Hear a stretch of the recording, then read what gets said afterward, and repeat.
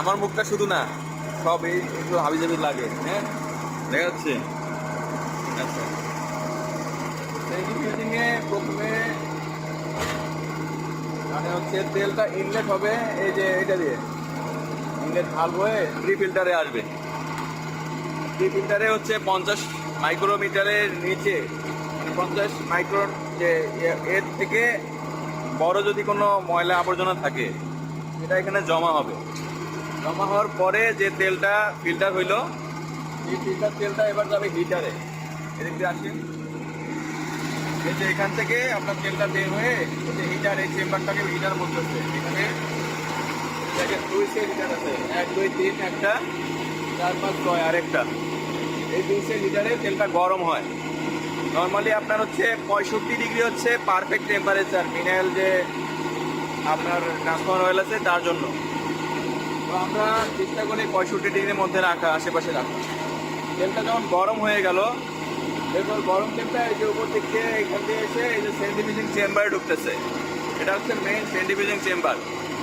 এখানে হচ্ছে স্প্রের মাধ্যমে, যখন স্প্রে হয়, বাবল হয়, তখন হচ্ছে এই যে রুট পাম্প আর হচ্ছে ভ্যাকুয়াম পাম্প এর মাধ্যমে উপর দিয়ে, উপরে যে আপনার এই তেলের মধ্যে যদি জলীয় বাষ্প থাকে, পানি থাকে, সেটাকে টান দিয়ে এই কুলিং চেম্বারে নিয়ে আসা হয়। কুলিং চেম্বারে এসে ঠান্ডা হয়। ঠান্ডা হওয়ার পরে যে তেলটুকু আলাদা হইলো সেটা হচ্ছে এই যে নিজের ড্রেন ভাল্ব দিয়ে বের করে নেওয়া যায়। হ্যাঁ, এই যে ড্রেন ভাল্ব। আর যেটা গ্যাস বা হচ্ছে জলীয় বাষ্প যেটা, সেটা আবার আলাদা হয়ে ওই রুট পাম্প দিয়ে এই ভ্যাকুয়াম পাম্পের এই যে আউটলেট দিয়ে বের হয়ে যাচ্ছে। এই যে দেখুন সাদা যেটা, এগুলো হচ্ছে জলীয় বাষ্প হইতে পারে বা গ্যাস ট্যাস, এগুলো হচ্ছে মিশ্রণ আছে। হ্যাঁ, তো এখানে কি হইলো, আপনার গ্যাসটা এবং জলীয় বাষ্পটা আলাদা হইলো।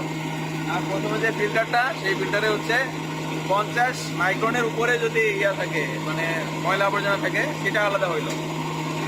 এখন ঘটনা হচ্ছে 50-এর থেকে যদি নিচের সেগুলো তাহলে কোথায় আলাদা হবে, তো সেটা এখন দেখাচ্ছি আমি। এখানে তেলটা সেন্ট্রিফিউজিং হওয়ার পরে যেটা মানে তেলের লিকুইডটা, সেটা জমা হয় ওই নিচের ড্রামটাতে। ওই যে দেখুন ওখানে নিচের ড্রাম আছে, ওই ড্রামটাতে জমা হচ্ছে। ঠিক আছে,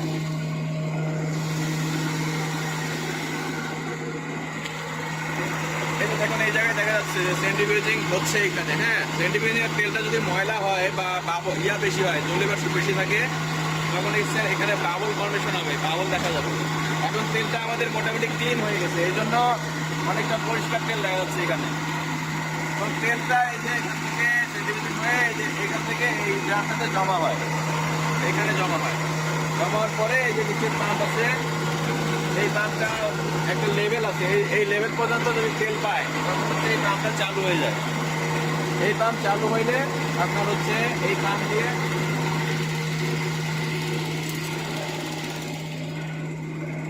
এটা হচ্ছে আউটলেট পাম্প। আউটলেট পাম্প দিয়ে এই যে তেলটা এদিক দিয়ে এই ফিল্টারে আসলো। এটাকে বলা হচ্ছে ফাইন ফিল্টার 1। এটা হচ্ছে আপনার 3 মাইক্রন থেকে 50 মাইক্রনের মধ্যে যে মানে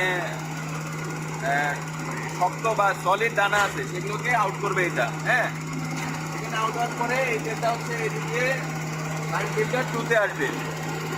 এখানে হচ্ছে 1 থেকে 3 মাইক্রনের যে ওয়েস্ট থাকে, সেগুলো হচ্ছে এখানে জমা হবে। জমা হওয়ার পরে ফিল্টার হওয়ার পরে ফাইনালি তেলটা এই যে এখানে হচ্ছে আউটলেট, অয়েল আউটলেট দিয়ে আবারও হচ্ছে ট্রান্সফরমারে গিয়ে ঢুকলো, এই ট্রান্সফরমার। হ্যাঁ, তার মানে আমার ট্রান্সফরমার থেকে আমরা তেল নিলাম,